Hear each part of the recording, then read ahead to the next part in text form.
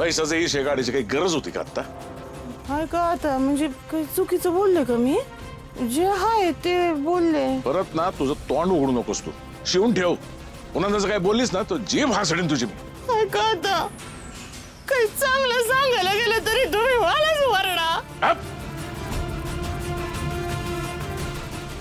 बोलतच नाही ना आता या पुढं घरामध्ये काय मी.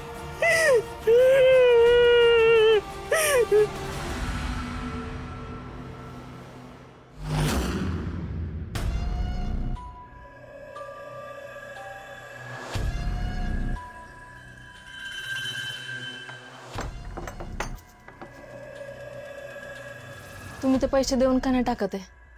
किती दिवस तर रंजन आत्यांचं ऐकून घेणार आहे?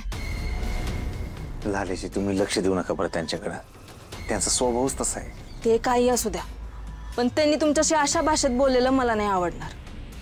बरं. आणि मागं मी तुम्हाला चैन दिली होती, ते विकून ते पैसे देऊन त्यांचं तोंड तरी बंद करा ना.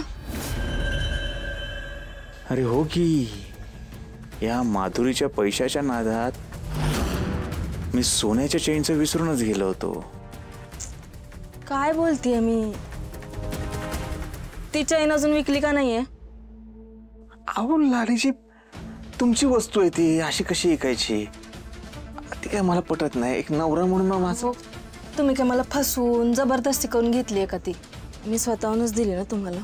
बरं, तुम्हाला असं वाटतं ना विकावी ती, उद्या विकतो, त्याचे पैसे घेतो आणि देऊन टाकतो. हा, पैसे आणून देऊन टाका आणि हा विषयच मिटवून टाका. पण तुम्ही सालगड्याला ती जमीन कसू का नाही देते? म्हणजे असं काय आहे त्या जमिनीत म्हणून ती जमीन तुम्ही पडीक ठेवली?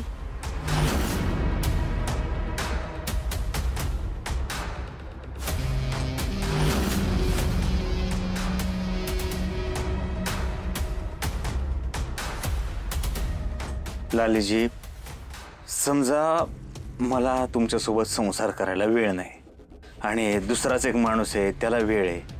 तो जर का मला म्हणला तुम्हाला संसार करायला वेळ नाही ना, तुमची बायको आमच्याकडे पाठवा, आम्ही तिच्याबरोबर संसार करतो. अहो काय बोलताय हे? राग आला का नाही? आला का नाही राग? सेम असंच झालंय माझं बी. हा, आता जमीन कसायला माझ्याकडे वेळ नाही, उद्या परवा असेलच की. आणि जमीन कसता कसता त्यांनी स्वतःचा अधिकार गाजवला त्याच्यावर तर काय करता? हा, मला जमीन कसायची, माझी जमीन मीच कसणार.